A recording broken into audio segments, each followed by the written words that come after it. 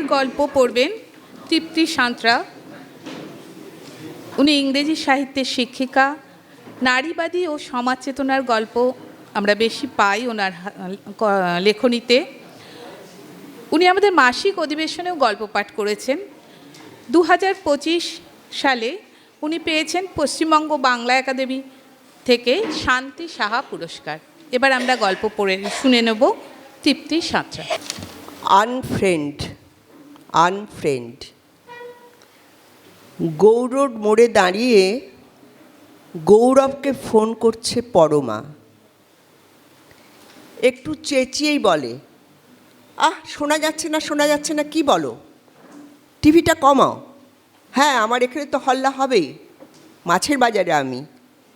মামনিকে বলো ফ্রিজের মাছ, পাবদা, চিংড়ি যেন না রাধে। হ্যাঁ, ইলিশ পেলাম, দাম শুনে কি হবে? না, দুটো নেই, মিশ্রদাকে রেধেই পাঠাবো। রাস্তার উপর খোলা বাজার, সন্ধে হতে হতেই ভালো মাছ আসে, প্রচুর দাম, কিন্তু পড়ার সঙ্গে সঙ্গেই উবে যায় কাছেই ডাক্তার পাড়া। দাম দরের ব্যাপার নেই। ক্রিম বাজার, ক্রিমেরও রকম পের হয়। ওই যে টার্টল শার্ট, রেব্যান চশমা, ওই যে ফেডেড কালো কোট উকিল ঘুরছে 2000 ইলিশের কাছাকাছি। এরা বড় জোর 400 টাকা কাটা কাতলা বা 500 টাকা কেজি 400 গ্রাম ইলিশের খদ্দের হতে পারে। আর একগুচ্ছ সস্তা সিনথেটিক ছাপা ছায়া মেয়ে তেলাপিয়া বাটার উপরে ঝুঁকে। পরমা তাদের দিকে তাকায় না। মাছের সঙ্গে সঙ্গে তার টার্গেট লেগিংসের উপর কুর্তি পরা অদিতি। জয়দেবের দোকানে সেদিন ছো মেরে সাদার উপর ছাই কালারের বাংলাদেশি ঢাকাইটা তুলে ফেলেছিল। কি যে ভূতে পেয়েছিল সেদিন পরমাকে। হিট মোমেন্টে কেউ না দরদাম করে না পিতলা আলাপ জমায়, স্রেফ তুলে নিতে হয়। জয়দেবের সে স্টেডি কাস্টমার। দাম যা দিবি আগে তো তোল, তা না এটা তো বোলপুরে 5 দিচ্ছে, তুই 6 চাইছিস যে বড়। এইসব করতে করতেই অদিতি আহ্লাদি গলায় সেই হাসিটা দিয়ে বলে, আমি এটা নিই পরমা দি। জয়দেব প্যাক করো। বোকা বোকা হাসতে হয়েছে পরমাকে। দি ন্যাকা। ঠিক সময় নামালে অদিতির মেয়ে ডিকা তার আদির বয়সী হতো। কোন স্ট্যান্ডার্ডে পড়ে কে জানে, দেখতে তো এতটুকু, মনে হয় বাচ্চা মেয়ে। আদিটা অল্প বয়সে এমন ঢাঙা গুফো হয়ে উঠল যাতা। তো জয়দেবের কাছে পাওয়া সেই শোকটার শোধ যে এত তাড়াতাড়ি তোলা যাবে কে জানত। কলেজ থেকে ফেরার পথে এই বাজারটা একবার ঘুরে যায় পরমা। প্রয়োজন যে খুব তা নয়, তবে ওই এখন হয়েছে তার শপিং ম্যানিয়া। গুচ্ছের কেনার বাতিক। ফেসবুকের দৌলতে এত শপিং উইন্ডোর খোঁজ, এত ইনফরমেশন, আর ফেসবুকের দৌলতে এত শপিং উইন্ডোর খোঁজ। অনলাইন শপিংয়ের এত সুবিধা। অনলাইন কেন, শপিং করতে কলকাতায় যাও, মল, মেট্রো আর বিগ বাজার চষে ফেলো, সে এক অপার্থিব আনন্দ। তবে প্যাকেটবন্দি আর যা কিছু ভালো লাগুক, টাটকা মাছে আপিল সবসময় আলাদা। রকমারি টাটকা মাছের সম্ভার এখনও যে এ জেলায় তারা পায়, এটা বড় পাওয়া। বড় বড় পিয়ালি বসেছে 200 টাকা পোয়া চিংড়ি, গঙ্গার আর এইসব সম্ভার পেরিয়ে ফিরোজা লেগিংসের উপর প্রিন্টেড কুর্তির অদিতি ইলিশের গা ঘেঁষে। মাছওয়ালা ছেলেটির একটা তরিয়া ভঙ্গি, না দিদি সাইজ দেখুন, 1.5 কিলোর উপরে ওজন, সব বিক্রি হয়ে গেছে, 2 কমে পারবো না। শরৎকালে ফেডেড আকাশি কালারটা দেয়ালের জন্য পছন্দ করেছে পরমা। মিলিয়ে শিউলি প্রিন্টের পর্দা। পেমেন্টের জন্য এটিএম থেকে সদ্য তোলা টাকায় ব্যাগ গরম। অদিতি মাছওয়ালার মুখোমুখি, পেছনে পরমাকে দেখতে পাচ্ছে না। মাছটি হাতে তুললো না পেছন থেকে বোঝা যায় না। মেছোর তীক্ষ্ণ স্বর, মাছ দেখতে হবে না ম্যাডাম, গ্যারান্টি। পরমাকে দেখতে পেয়েছে মাছওয়ালা। ম্যাডামটা ঠিক কাকে বলা বোঝা যায় না। চওড়া পেট, ছোট মুখ, সব দিক দিয়ে সুলক্ষণা মাছ। পরমা মুগ্ধ হয়ে মাছ দেখতে দেখতে বলে, ডিম হবে না তো? একদম না, সিজনে একদম এরকম পাবেন না, নিশ্চিন্তে নিয়ে যান। নিন, ওজন করুন। হ্যাঁ, 1 কেজি 550। ম্যাডাম কাটি? হ্যাঁ, তেলটা নেব, আর মাথাটা সোজাসুজি 2 টুকরো করবেন। ইলিশ মাছের মাথা জেলেরা 2 টুকরো করে ফাঁড়ে না, কিন্তু ওই রকম মাথা খেয়ে মজা নেই। অর্ডার দিয়ে পরমা একটু পাশে গিয়ে গৌরবকে ফোন করে। রান্নার মেয়ে মামনি সকালে এত দেরি করে আসে, ফার্স্ট আওয়ারে ক্লাস থাকলে রাত্রেই রান্না করে রাখতে বলে পরমা। গৌরবকে বাজারে দাঁড়িয়ে ফোন করা ওই জন্যই, এত দামি টাটকা মাছ কিনে কাল বাসি খাবার মানেই হয় না। 2 পিস ভাজা তো অন্তত খাবে, এর মধ্যে মামনি আবার পাবদা বা চিংড়ি না রেঁধে ফেলে।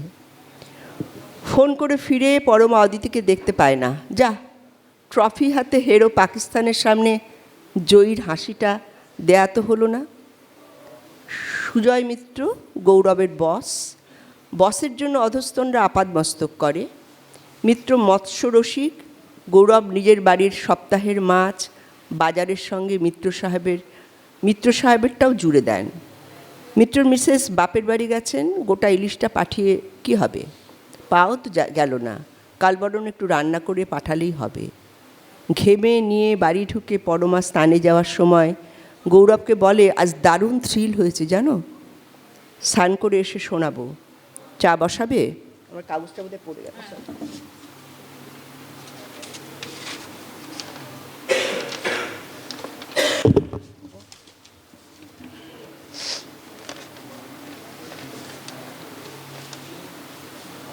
বসাবো, তোমার জন্য থ্রিলিং খবর আছে একটা, নিয়ে এসো। কী থ্রিলিং হতে পারে? কামিং উইকে অনেক কটা ছুটি, কলকাতা শপিংয়ের প্রোগ্রাম তাদের। গৌরবের কাকাতো ভাই টটলের বিয়ে। এই ফেজে পরমা গৌরবের ফ্রেন্ডলি কালার ভায়োলেট।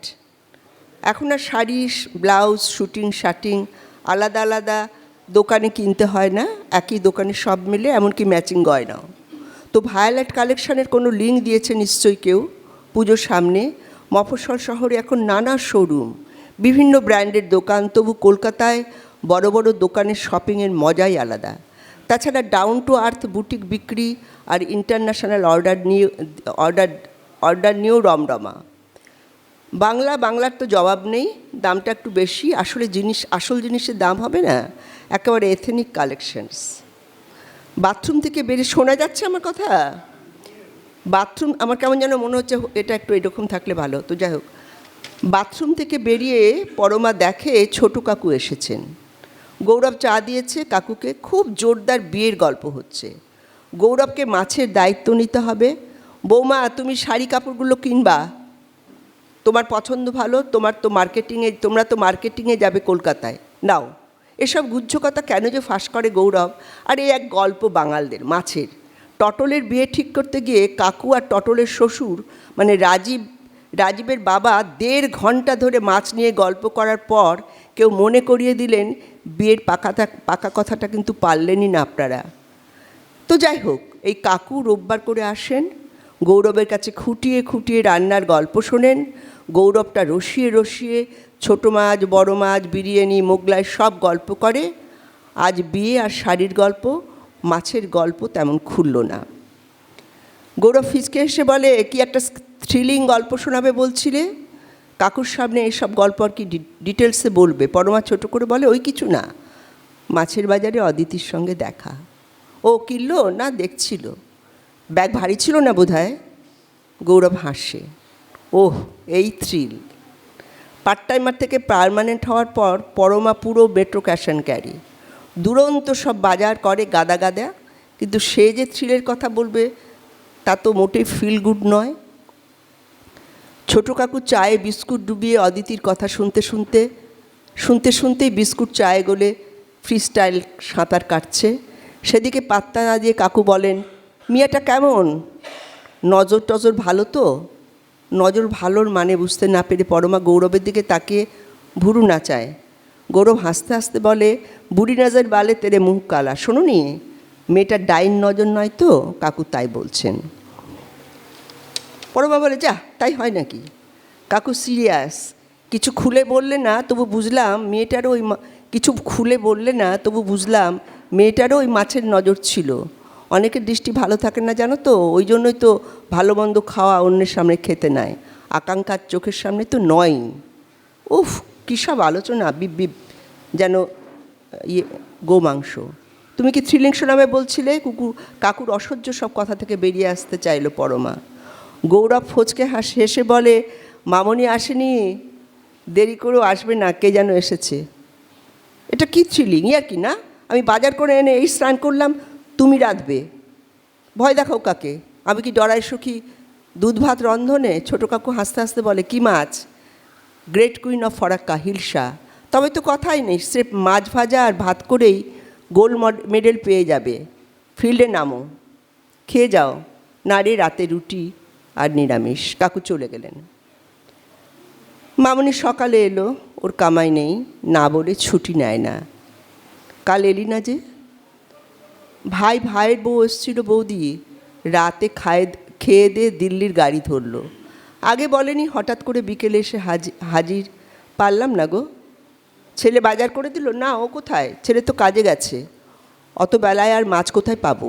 ভেবে ডিম কিনে ফেরার পথে রেলগেটে দেখি মাছ বসেছে। মামনি দ্রুত হাতে কাজ গোছাতেই কথা বলছে। মাছ ফ্রিজ থেকে বের করে সবজি কাটছে। মাছের সর্ষে পোস্ত ঝোল করবো তো বৌদি, নাকি বেগুন দিয়ে? না, ওসব বেগুন টেগুন দিয়ে তোমার দাদা খেলে খাক, আমার সর্ষে বাটা। তো কাল আবার মাছ কিনলে? কেনা হলো না তো জানেন। কি চমৎকার একটা শোল মাছ। দাদা তো দিল্লিতেও সব মাছ পায় না, কিন্তু টাকা ছিল না।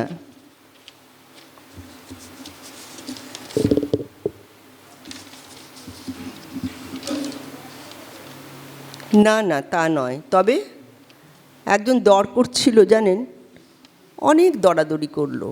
600 গ্রামের মাছ পুরো 150 টাকা চাইলো মাছওয়ালা। লোকটা 100 ছাড়া দিতে পারবে না। তোমার কাছে 100 টাকা ছিল না? ডিম কিনেছিলে, সে তো নাড়ালেও চলতো। না বৌদি, টাকার কথা না। টাকা ছিল, ওই মাছওয়ালা আমার চিনা। ও 70 টাকাতে আমাকে মাছটা, 100 টাকাতেই আমাকে মাছটা ছেড়ে দিত। তবে লোকটা দরাদরি করে নিতে পারছো না, আমি নেব? একটু কিন্তু লাগলো বৌদি। লোকটা তো চলে যায়নি, আশেপাশেই আনাজপাতি কিনছিল। কথাটা বলতে বলতে কল ছেড়ে মাছ ধোয়ার সময় খুব অদ্ভুতভাবে কাটা মাছের দিকে তাকিয়ে থাকে মামনি। কয়েক মুহূর্ত পরমাও তার দিকে তাকিয়ে আছে বুঝতে পেরে একটা ম্লান লজ্জায় মায়ামাখার স্বরে বলে, লোকটা এত জিদ করছিল, ওর সামনে না কিনতে পারলাম না গো। কেমন লাগলো জানো, একটু কেমন জানো, ন্যাকা। পরমা হঠাৎই তিরিক্ষি হয়ে উঠল কেন কে জানে। মাছটা একটু আঁচ কমিয়ে রেধো মামনির, তাড়াহুড়ো সেদিন পুড়িয়ে ফেলেছিলে। এই মাছ কিন্তু বেশি ভাজবে না, স্রেফ ওলট পালট। আর মাছ হাতে চা বসাবে না, চায়ের কাপে যেন মাছের গন্ধ না পায়। একটু বেশি রিয়াক্ট করলো পরমা। মামনি বুঝতে পারল না বৌদি হঠাৎ কেন ক্ষেপে গেল। মাথা কপাল দপদপ করছে পরমার। কী সব গল্প! মাছের দর করে এক খদ্দের কিনতে পারলো না বলে মামনি নিজেও কিনতে পারলো না। বানানো নাটক।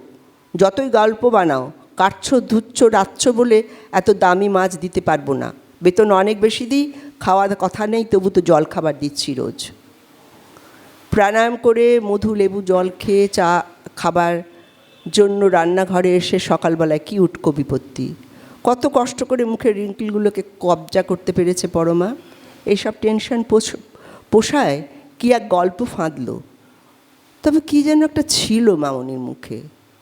মনে হয় গল্পটা ঠিক বানানো নয়, আর তাতেই মাথায় রক্ত চড়ে গেল। এইসব বীজে পৃথিবীর গল্প স্রেফ ভালো লাগে না। অনেক কষ্ট করে এই বুদবুদের জগতে আসতে পেরেছে, অত বাইরে তাকাবো কেন? তাকাবো না, শুনবো না। ঘর থেকে বেরিয়ে বারান্দায় যায় পরমা। হাসি মুখে স্মার্টফোন হাতে নিয়ে গৌরবের সাদর অভ্যর্থনা। দেখো পরমা, তোমার অদিতি এই সকালই কত লাইক পেয়ে গেল। তুমি মাছ কিনে করলে কি? ফেসবুকের পোস্ট দেখালো গৌরব, ইলিশ হাতে হাসি হাসি এই ছবি তুলল কখন অদিতি? পিছন ফিরে যখন সে মাছ টিপছিল তখন কি সেলফি তুলেছে? নাকি পরমা যখন মাছ কাটার অর্ডার দিয়ে গৌরবকে ফোন করেছে সেই ফাঁকেই তুলেছে ছবিখানা? ঝুলন্ত বাল্ব, মাছ, আঁশবটি আর যুবতী, জব্বর ফটো সেন্স কিন্তু অদিতির। যাক, পরমা অযথা টেনশন করে রিঙ্কেল বাড়াতে চায় না। হাসি হাসি থাকার পাঠক্রমে শরীর ভালো হয়।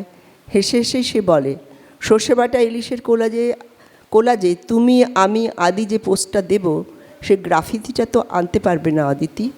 নাকি ডাউনলোড করে সেটাও পোস্ট করা যায়? যায়, রান্নার বিভিন্ন পদের সঙ্গে তো করাই যায়, কিন্তু সেই ছবিতে তোমরা তো বাদ।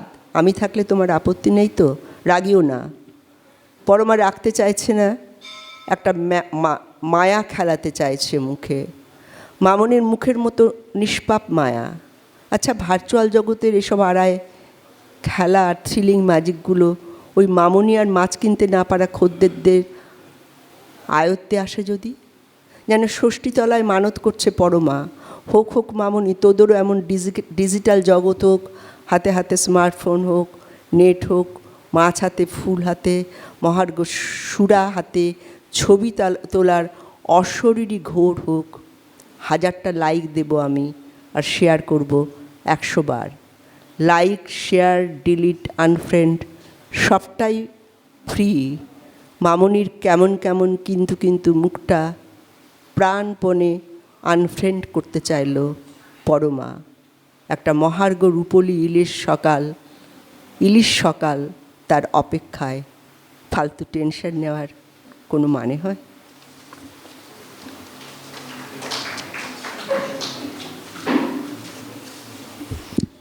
আমরা শুনলাম তৃপ্তি সাঁতরার গল্প। যদিও আনফ্রেন্ড কথাটা একদম সমসাময়িক কথা, কিন্তু কেন জানি না গল্পটা শুনতে শুনতে আমার গান্ধীজির 3 বাঁদরের কথা একবার করে মনে পড়ে গেল। গল্প নিয়ে আলোচনা করবেন সর্বাণী বন্দ্যোপাধ্যায়।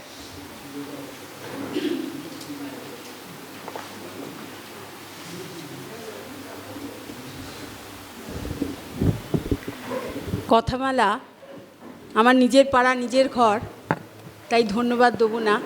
এখানকার সব শোনা যাচ্ছে, এখানকার সব মানুষেরা আমার ভাই, দাদা অথবা বন্ধু, কাজে ধন্যবাদ দেবো না, কিন্তু এই সুযোগটা দেওয়ার জন্য অনেক ভালোবাসা। তৃপ্তিদির গল্পে, তৃপ্তিদি অত্যন্ত সম্মানীয় একজন লেখক, মহিলা হন না, পুরুষ হন না। তৃপ্তিদি সেইরাম মাপের একজন লেখক, যে লেখক সব কিছু দেখতে পান, এই নাগরিক জীবনকে দেখতে পান। আমি খুব সংক্ষেপে বলবো, কাহিনীতে যাব না। নাগরিক জীবনের এই যে লড়াই, তোমাকে আমি বিট করব, আমি তোমাকে বিট করব, তুমি আমাকে বিট করবে, এই চলছে আমাদের। এই যে অজস্র কেনা, এই যে কেনার পেছনে ছোটা, এই যে দেখানোর পেছনে ছোটা, এই অন্তঃসার শূন্য জীবনের একটা ছবি উনি পারিবারিক একটা গল্পের মধ্যে দিয়ে তুলেছেন, যেখানে একজন মহিলা তার প্রতিদ্বন্দ্বী একজন মহিলাকে কখনো তার সঙ্গে লড়ছে, কখনো জিততে পারছে, কখনো জিততে পারছে না, কখনো অদিতি শাড়ি কিনে ফেলছে, কখনো সে মাছ কিনছে।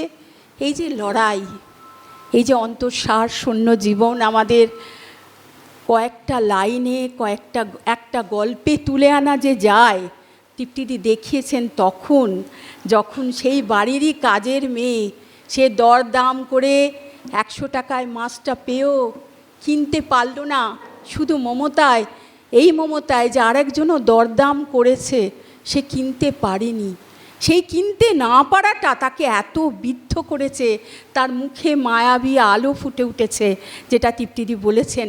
এবং সেই মায়াবী আলোতে তৃপ্তিদি দেখাচ্ছেন যে এই মহিলা হেরে যাচ্ছে, জীবন দর্শনের কাছে হেরে যাচ্ছে। গল্প মানে কাহিনী, গল্প মানে নির্মাণ, এবং আমি বিশ্বাস করি গল্প মানে দর্শন।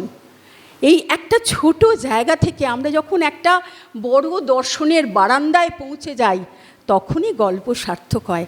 তৃপ্তিদির এই গল্পে তৃপ্তিদি দেখিয়েছেন কিভাবে ওই মামনির কাছে ওই মহিলা নাগরিক সভ্যতায় উন্নত একজন রীতিমতো অর্থবান মহিলা কি করে একজন অন্তজ পরিবারের একটি মেয়ের কাছে তার মানবিকতার কাছে হেরে যাচ্ছে।